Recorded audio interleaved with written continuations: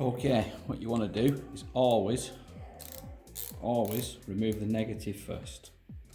If ever you're working on a battery, you always remove the negative first, because if you short out this negative to anything metal, not a problem, because it's already earth. If you do that with the positive, you're going to get a spark and a flash and possibly some damage. So once you've done that, you've took the negative off, then it's safe to take the positive off, because it doesn't matter if we touch this against anything, it can't do anything because it's not grounded. Where's this one off?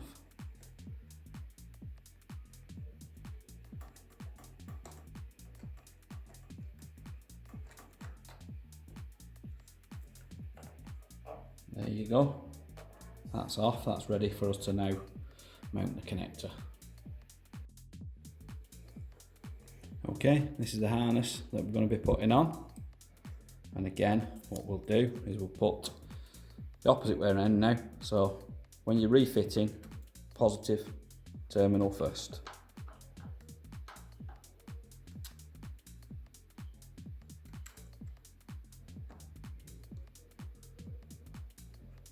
Always tighten it up with your fingers first, so you don't cross thread it. And this with a screwdriver.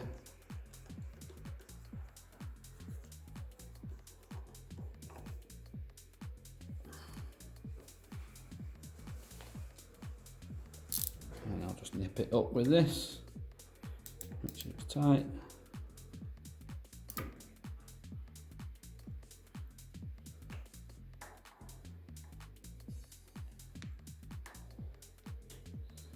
Cover back over it so it can't arc out against anything.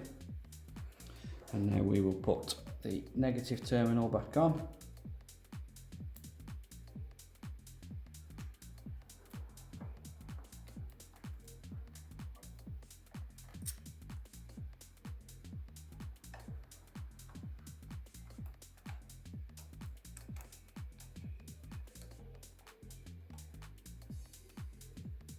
Again, tighten it up with your fingers.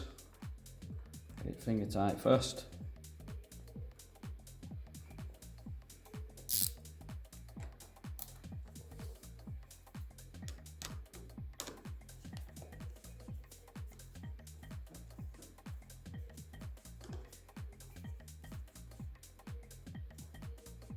Nip it up with the.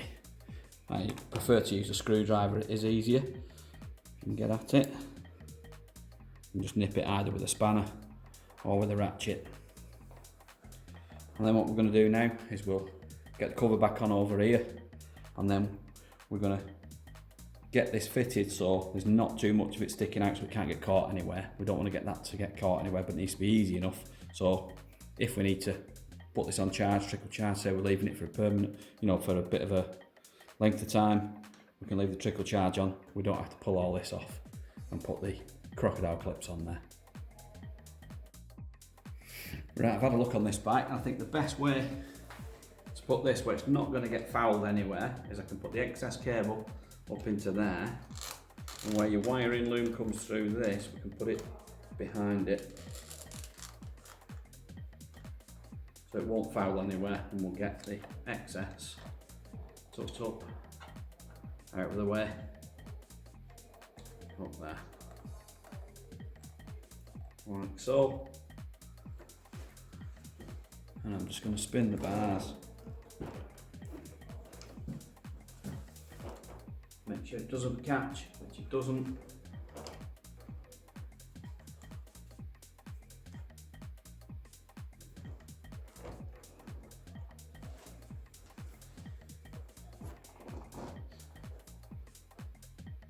I'll just grab the move the camera angle on this and you can see where this is.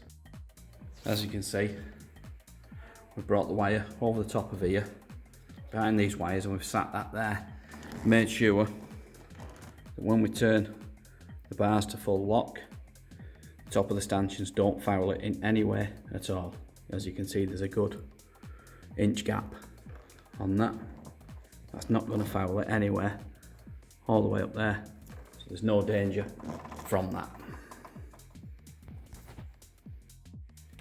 So now all we need to do is refit the cover over the top, which is just 3 Allen screws that go in there.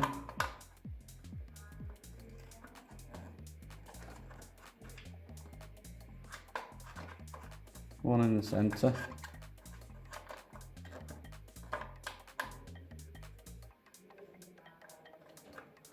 Again, always put them in with your finger first and then tighten them up with the Allen key afterwards.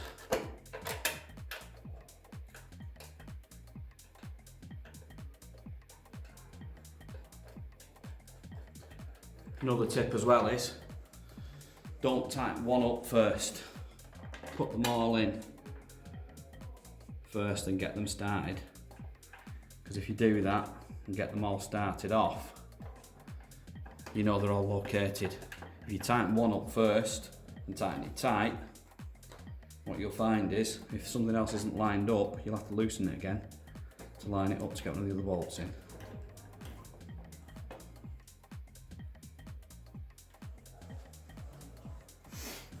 Just tighten these two up.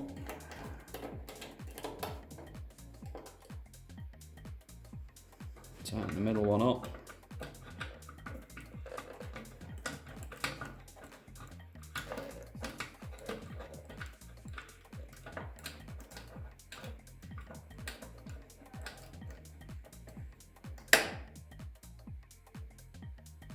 There you go.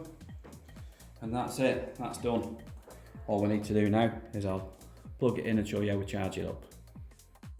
Right, so now if we want to charge this up, and we don't want to take the cover off the front of there, all we need to do now, we've got this normal attachment that's on the end of these chargers.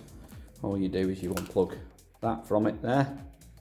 And what we've now got on here, pull the rubber cap off and plug that into there.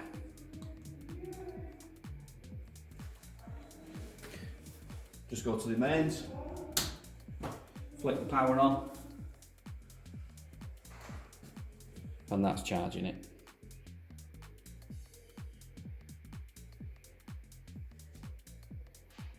As you can see there, that's now charging. And there's no need to remove any covers to get at the battery. Hope this has helped you out.